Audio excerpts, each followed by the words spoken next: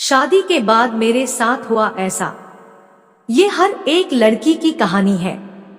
हाँ, हर वो लड़की जिसे अपने घर से ही पराया कर दिया जाता है शादी के बाद। अब जीवन भर वो इसी कसमस में रहने लगती है कि किसे मैं अपना घर मानूं। जब जिस घर में रहते हुए उसे बोला जाता है जाओ अपने घर, वे सभी कहते तो है कि दोनों घर तुम्हारे ही है, लेकिन एक घर ससुराल तो एक घर मायका हो जाता है, एक घर पति का तो एक घर पिता का बन जाता है।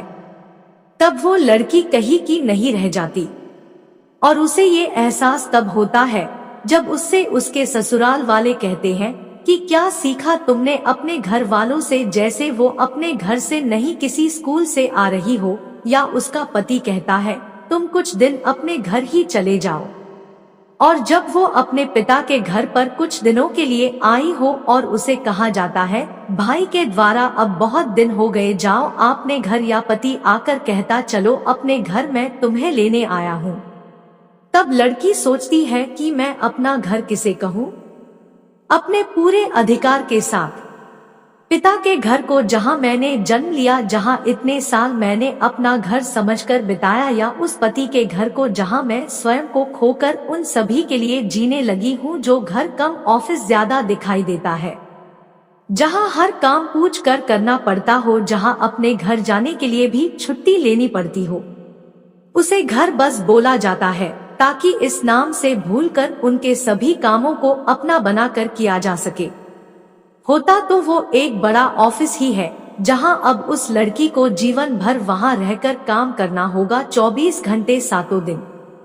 लड़कों को तो जन्म से ही उसका अपना घर, अपना अधिकार मिल जाता है, फिर लड़कियों को ही क्यों पराया किया जाता है? उसे क्यों ये एहसास दिलाया जाता है कि तुम लड़की हो तो तुम कमजोर हो और तुम्हें हमेशा किसी और पर निर्भर रहकर उनसे दब कर डर कर ही रहना पड़ेगा। कमजोर तो वो लड़के हैं जो महीने भी लड़कियों की तरह अपने ससुराल में नहीं बिता सकते हैं, घर के काम और उनकी सेवा में।